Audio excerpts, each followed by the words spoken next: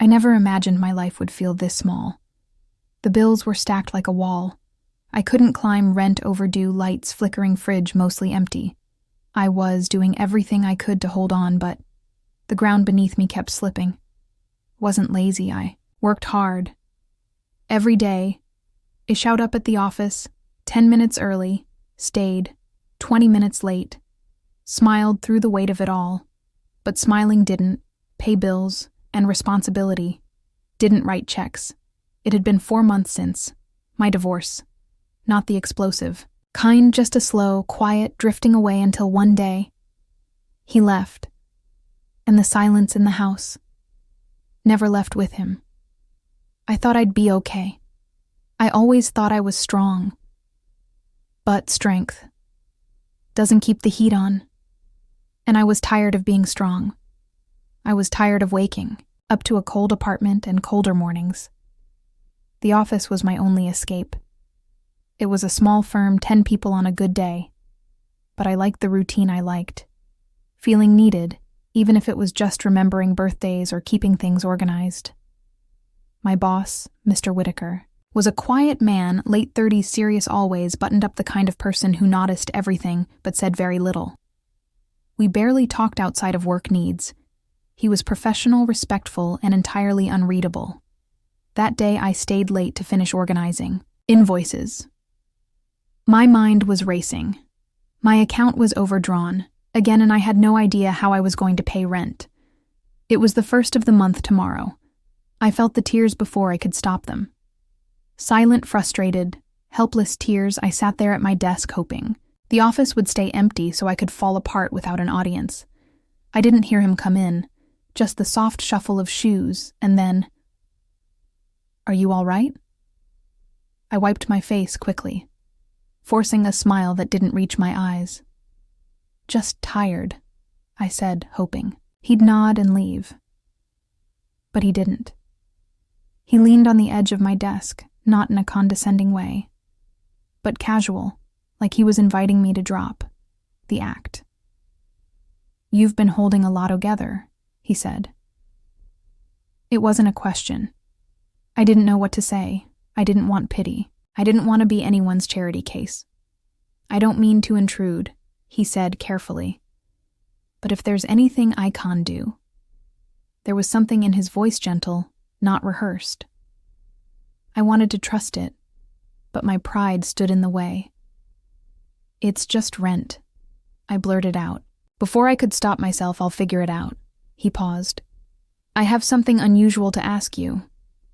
That got my attention. He hesitated, then said, "My parents' 50th anniversary is coming up in a few weeks. I've been trying toppling something, but honestly, I'm terrible at this kind of thing. You're the most thoughtful person I know. I was wondering if you could help me plan it." It blinked. "That wasn't what I expected," he continued. "I know it's personal and not part of your job, but I'd be happy to compensate you for your time privately. Consider it a side project if you're open to it." I didn't answer right away. Was this real? Not a handout, but an offer of trust of work I could do. And do well. It wasn't just the money. It was the dignity. The feeling of being seen as more than someone who was struggling. More than someone who needed help. I nodded slowly. "I can do that." He smiled. Then small, almost shy. "Thank you. It would mean a lot." That night, I walked home, feeling lighter than I had in weeks. Nothing had changed. My account was still empty, my bills still unpaid. But for the first time in a long time, I felt like maybe I wasn't alone. Maybe life wasn't done surprising me. And deep down, buried beneath the exhaustion and fear, something stirred. Not hope exactly, not yet, but the idea of it. It started the next Monday. He cleared time in the evenings for us to meet after hours. At first, it was just lists, venues, guest catering options. I brought a notebook and colored pens. He brought spreadsheets and silence. We were two very different people trying to build something meaningful for someone else. But slowly, the rhythm formed. He wasn't cold, just careful with his words. I learned that. When he asked a question, he listened. Really listened. The first time I laughed, during one of our planning sessions, he looked at me like he hadn't heard laughter in a long time, and he liked the sound. As the days passed, our conversations began to stretch beyond the event. He told me about his parents, how they'd met in high school, started a small business together and stuck by each other through everything I want to give. Them a night that reflects their life, he said one evening. Something full of heart, I smiled. You mean something messy, chaotic, and unforgettable, he laughed. Really laughed, and it startled both of us, exactly. That planning the party became our shared mission. We debated menu ideas, music from the 70s, photo collages, and memory boards. One night I found a company that could recreate their wedding cake from a grainy old photograph.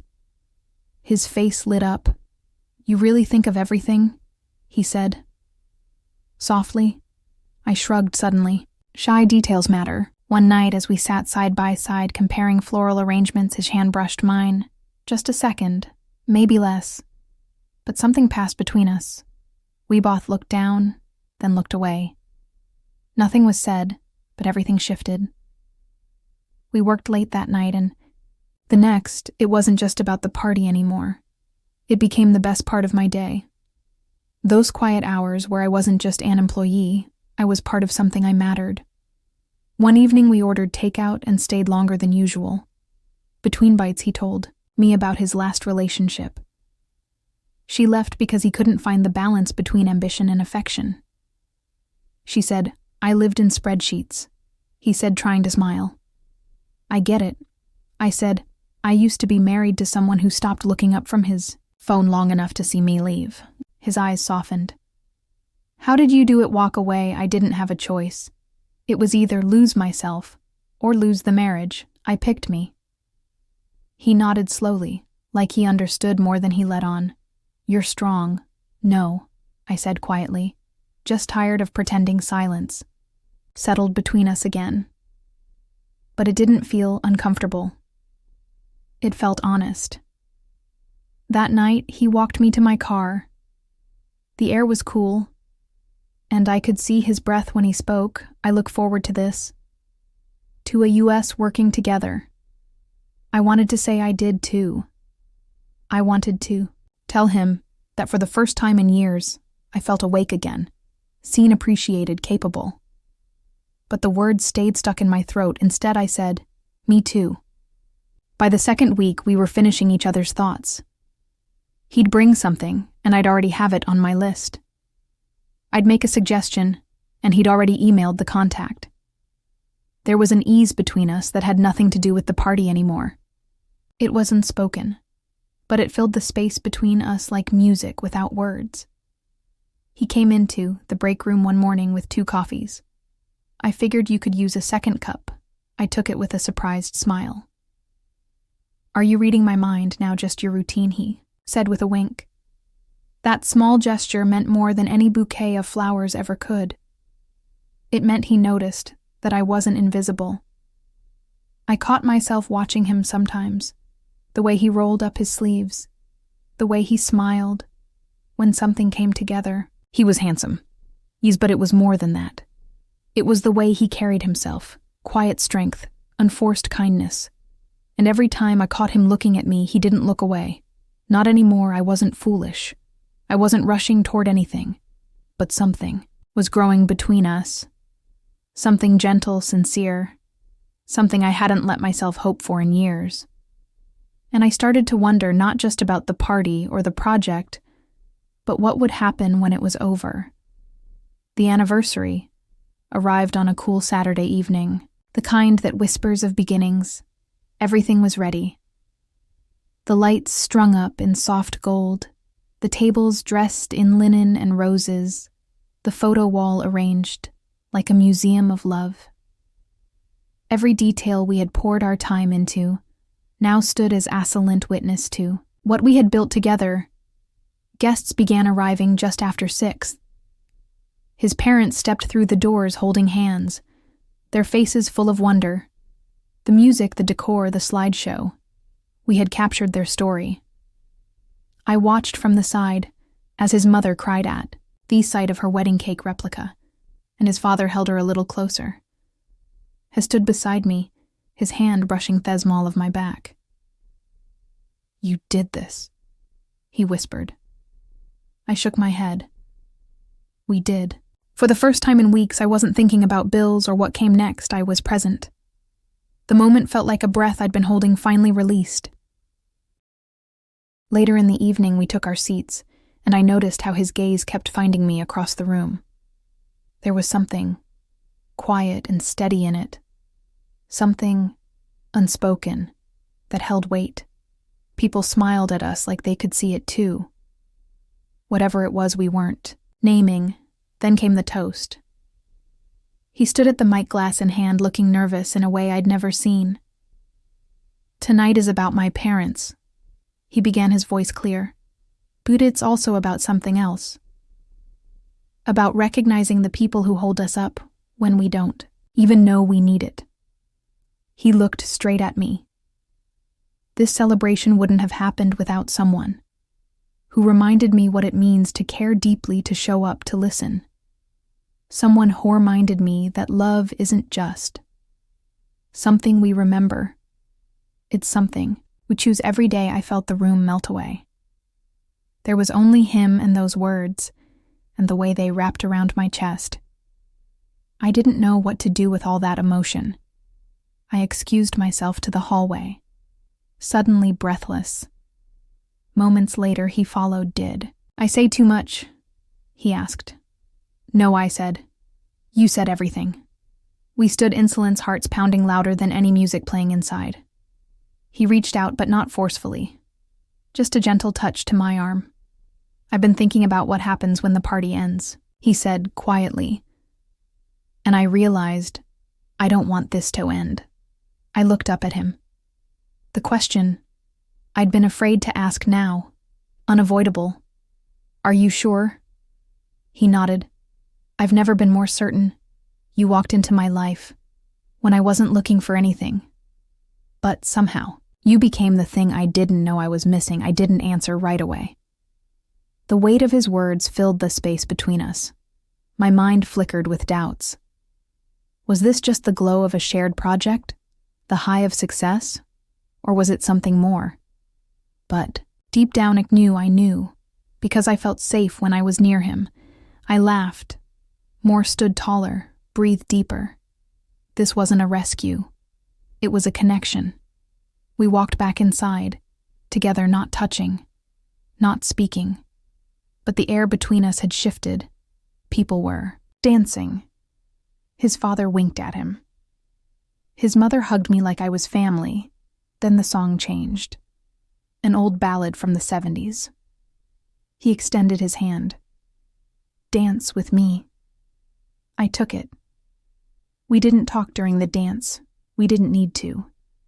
The way he held me said everything. Gentle, certain note rushed. I leaned into him and let myself feel what I'd been pushing away. For weeks, when the song ended, he didn't let go right away. "You feel like home," he whispered that night as the party wounded down and we collected leftover cake and folded tablecloths. I saw his parents dancing alone in the corner. 50 years of love, and still holding each other, like the world hadn't changed. I realized then that love doesn't always arrive in fireworks. Sometimes it shows up quietly through planning. A celebration through late-night conversations, through shared purpose. And sometimes when you think you're just trying to survive, life brings you someone who reminds you how to live. The days that followed felt like waking up in a different life. One where everything looked the same but carried a new kind of meaning. Monday morning came as it always did. But this time when I walked into the office, his eyes met mine. Not with polite acknowledgement, but with warmth. A quiet, shared understanding passed between us. Something had changed, and neither of us wanted to turn back. We didn't rush into labels or grand declarations. Instead, we let the connection deepen in its own time. We found new excuses to spend time together.